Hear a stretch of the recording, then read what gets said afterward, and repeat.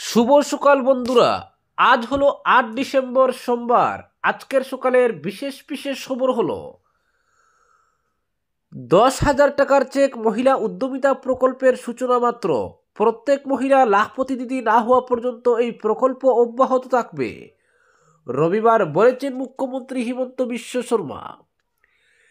এদিন তিনি উদারবন বিধানসভা কেন্দ্রের এসএইচজি সদস্যদের মধ্যে মুখ্যমন্ত্রী মহিলা উদ্যমিতা অভিযানের ১০,০০০ টাকার চেক বন্টনের সূচনা করে এই মন্তব্য করেন।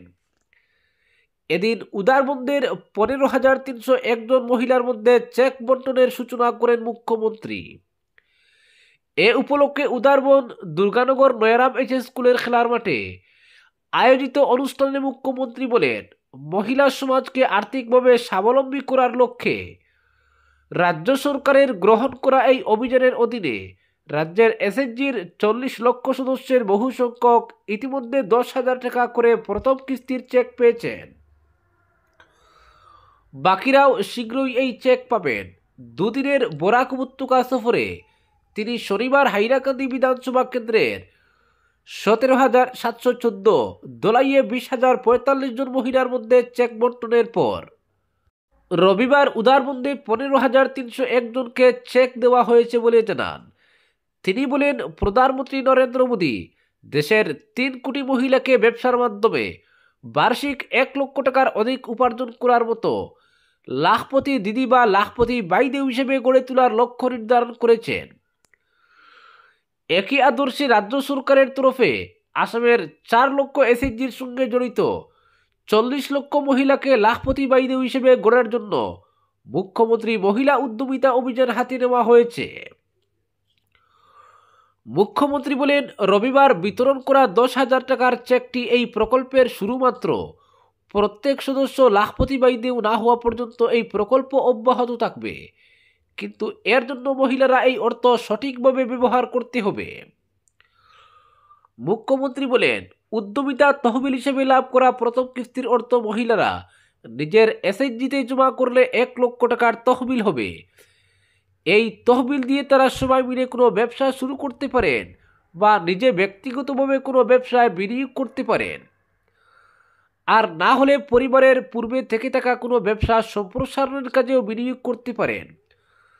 ৬ মাস পর সরকার এই তহবিলের ব্যবহারের মূল্যায়ন করবে বলে উল্লেখ করে তিনি বলেন, মহিলারা এই অর্থ সঠিকভাবে ব্যবহার করলে পরবর্তী পর্যায়ক্রমে ২৫,০০০ এবং ৫০,০০০ টাকা করে পাবেন। এই অর্থ ছাড়াও উদ্যমী মহিলারা ব্যাংক থেকে ঋণও পেতে পারবেন। রাজ্য সরকারের মহিলাদের সম্মান বৃদ্ধি এবং মহিলা সবলীকরণের জন্য হাতে নেওয়া পদক্ষেপগুলির বিষয়ে উল্লেখ করে মুখ্যমন্ত্রী অরুণোদয়, নিযুত মহিলা বাল্যবিবাহ রোধ, বহুবিবাহ বিরোধী আইন ইত্যাদির বিস্তারিত ব্যাখ্যা করেন। তিনি বলেন, উদারবন বিধানসভা কেন্দ্রে প্রায় ২৭,০০০ হিতাধিকারী বর্তমানে অরুণোদয় প্রকল্পের সুবিধা পাচ্ছেন। আরও ৪,০০০ মহিলাকে শীঘ্রই এতে অন্তর্ভুক্ত করা হবে। অরুণোদয় হিতাধিকারীরা ১ জানুয়ারি রাজ্য সরকারের পক্ষ থেকে এক বড় উপহার পাবেন। তিনি বলেন, রাজ্যের রেশন কার্ডধারীদের ১১৭ টাকায় ১ কেজি করে ডাল, লবণ, চিনি দেওয়া হচ্ছে। জানুয়ারি মাস থেকে তা ১০০ টাকায় দেওয়া হবে। চা বাগানের জনসাধারণকে বাগানের লাইনের জমির অধিকার প্রদানের জন্য সরকারের গ্রহণ করা ঐতিহাসিক পদক্ষেপের কথাও তিনি ভাষণে উল্লেখ করেন। মহিলাদের ৩টির বেশি সন্তান জন্ম না দেওয়ারও পরামর্শ দেন। সর্বাধিক ৩ সন্তানের মায়েরাই মুখ্যমন্ত্রী মহিলা উদ্যমিতা প্রকল্পের সুবিধা পাবেন। ৪ সন্তানের জননী এই যোজনার আওতায় পড়বেন না, কারণ ৪ সন্তানের মায়েদের ব্যবসা করা অসম্ভব। সন্তানের দিকে লক্ষ্য রাখতে হবে, তাই সর্বাধিক ৩ সন্তানের মায়েরা লাখপতি দিদি বলতে পারবেন। ৪ সন্তান হলে পারবেন না, এর জন্য এই নিয়ম করা হয়েছে। অনেকেই বলছেন তারা ঠিক কি করবেন, আল্লাহ দিয়ে দিয়েছেন। গড়ে আল্লাহ এসে সন্তান দেন না, স্বামী স্ত্রী ঠিক করেন তাদের কজন সন্তানের প্রয়োজন, তাই এর মধ্যে আল্লাহকে আনার দরকার নেই। বাড়িতে গিয়ে স্বামীকে বলবেন, মামা বলেছেন ৩ সন্তান আছে, ঠিক আছে, ৩-এর পর আর কোনো সন্তানের দরকার নেই। অপরদিকে উদারবন্দেই পুনর্বাসন হচ্ছে রাজদ্বীপের, রাজি করালেন মুখ্যমন্ত্রী। লক্ষ্মীপুরে কৌশিক রায় ছাড়া অন্য প্রত্যাশী নেই। লক্ষ্মীপুরে কৌশিক এক এবং অদ্বিতীয়। গত মাসে লক্ষ্মীপুর বিধানসভায় মহিলা উদ্যমিতার প্রকল্পের চেক বন্টন অনুষ্ঠানে খুদ মুখ্যমন্ত্রী হিমন্ত বিশ্ব শর্মা একথা প্রকাশ্যে বলেছিলেন। এদিকে লক্ষ্মীপুরের প্রাক্তন বিধায়ক রাজদীপ গোয়ালা লক্ষ্মীপুর থেকেই 26-এর বুটে লড়ার প্রত্যাশায় রয়েছেন বহু আগে থেকেই। বলা ভালো, লক্ষ্মীপুর আসন থেকে বুটে লড়ার স্বপ্ন নিয়েই গেরুয়া বসন পড়েছিলেন রাজদীপ, কিন্তু মুখ্যমন্ত্রীর সেদিনের কৌশিককে নিয়ে এমন ঘোষণার পর রাজদীপ এবং তার সমর্থকরা মুষড়ে পড়েছিলেন। এদিকে রাজদীপও লক্ষ্মীপুর ছাড়তে চাইছিলেন না। রাজদীপ এক্ষেত্রে মন থেকে বিরোধিতায় না নামলেও তার সমর্থকরা কিন্তু অন্য কথা বলছিলেন।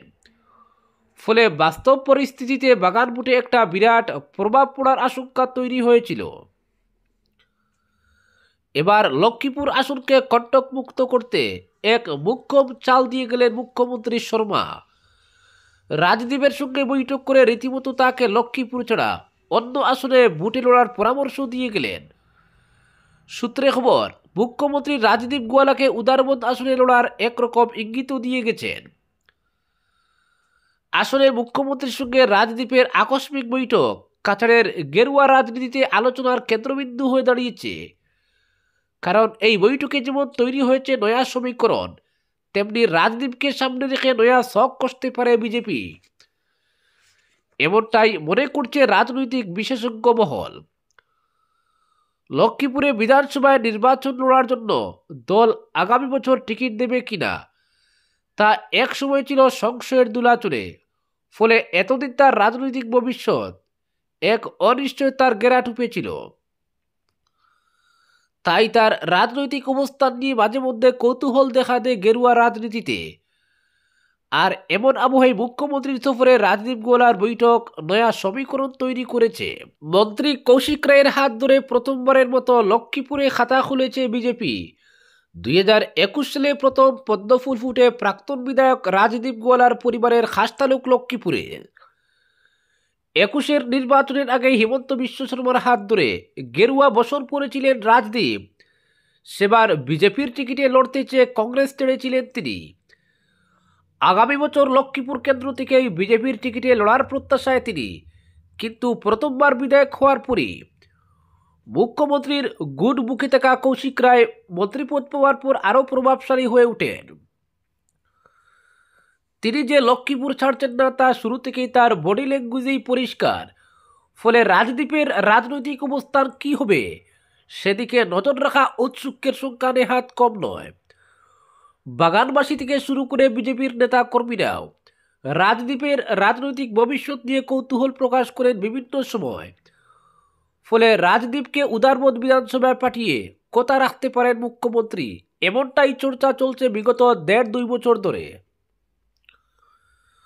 তবে মাঝে মধ্যে শোনা গেছে রাজদীপ কোনোভাবেই লক্ষ্মীপুর ছাড়তে চাইছেন না। মুখ্যমন্ত্রীকেও বিষয়টি জানিয়েছিলেন তিনি। তারপর একটা গোষ্ঠী উদারবন্দে রাজদীপকে নিয়ে চর্চায় মগ্ন। গত মাসে লক্ষ্মীপুর বিধানসভায় মহিলা উদ্যমিতা প্রকল্পের চেক বন্টন অনুষ্ঠান শেষ করে খুদ মুখ্যমন্ত্রী বলে দিয়েছেন যে লক্ষ্মীপুরে কৌশিক রায় ছাড়া অন্য প্রত্যাশী নেই। পাশাপাশি মুখ্যমন্ত্রী এও বলেছিলেন বরাকে আরও বহু কেন্দ্র রয়েছে, এর মধ্যে একটি দেখতে পারেন রাজদীপ। মুখ্যমন্ত্রীর সেই মন্তব্যের পর থেকেই রাজদীপের রাজনৈতিক ভবিষ্যৎ সংশয়ের দোলাচলে অবস্থান করছে। কিন্তু গত শনিবার রাতে হঠাৎ করেই মুখ্যমন্ত্রী উপস্থিত হন বরাক চা শ্রমিক ইউনিয়নের কার্যালয়ে। সেখানে মন্ত্রী কৌশিক রায়, কৃষ্ণেন্দু পালরা উপস্থিত থাকলেও একান্তে কথা বলার সুযোগ হাতছাড়া করেননি রাজদীপ এবং তার সমর্থকরা। তবে মুখ্যমন্ত্রী নাকি বলেছেন লক্ষ্মীপুরে থাকবেন কৌশিকী, তাই অন্য বিধানসভা কেন্দ্র থেকে লড়ার জন্য প্রস্তুতি নিতে প্রাক্তন বিধায়ককে পরামর্শ দিয়েছেন তিনি। শনিবার রাতে চা শ্রমিক ইউনিয়নে মুখ্যমন্ত্রীর হঠাৎ উপস্থিতি এবং রাজদীপের সঙ্গে বৈঠকের পর থেকেই উদারবন্দে তৈরি হয়েছে নয়া সমীকরণ। রাজদীপ গোয়ালা উদারবন্দ বিধানসভা কেন্দ্র থেকে লড়লে বিজেপিকে যেমন খুঁজতে হবে না মিহিরকান্তি সোমের বিকল্প, তেমনি চা জনগোষ্ঠীর প্রার্থীও প্রক্ষেপ করার ফর্মুলা সহজ হবে। কারণ রাজদীপকে বিগড়ে দিয়ে চা সম্প্রদায়ের মুঠে অনিক্য আনতে চাইবে না বিজেপি। ফলে রাজদীপ গোয়ালাকে ঘিরে উদার মধ্যে তৈরি হয়েছে নয়া সমীকরণ। পাশাপাশি অনেক প্রত্যাশীর শকও পাল্টে দিতে পারে এই সমীকরণ, কারণ মুখ্যমন্ত্রী নিজেই বলেছেন উদারমত বিধানসভায় এখন পর্যন্ত 18 জন প্রত্যাশী রয়েছেন। নির্বাচনের প্রাক মুহূর্ত পর্যন্ত সেটা 30 জন হতে পারে। তবে রাজদীপ গোয়ালাকে ঘিরে উদার মধ্যে জোর চর্চা শুরু হতেই সেখানে টিকিটের দৌড়ে থাকা অনেকেরই কপালে চিন্তার বাজ পরিলক্ষিত হচ্ছে। পদ্মফুলের টিকিট প্রাপ্তির ক্ষেত্রে তারা যে শখ সাজিয়েছিলেন তা বেস্তে যাওয়ার আশঙ্কা দেখা দিয়েছে। পাশাপাশি বিজেপিও দলের অন্যতম ভোট ব্যাংক হিসেবে পরিচিত। চা সম্প্রদায়ের ভোট অটুট রাখতে শেষমেশ রাজদীপ গোয়ালাকে টিকিট দিতে পারে। তবে সব কিছু বলবে সময়ই। আজকের বিশেষ সংবাদ এখানেই সমাপ্ত।